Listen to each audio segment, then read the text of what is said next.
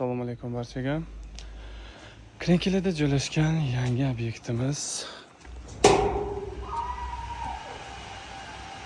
3 etajli hovli. Podval bilan 3 ta. Stollarimiz 2-etajdan boshladilar. Polni montaj ishlarini.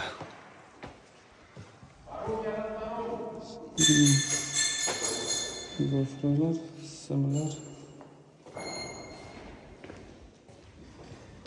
2-etajimizda ishlar bo'lyapti.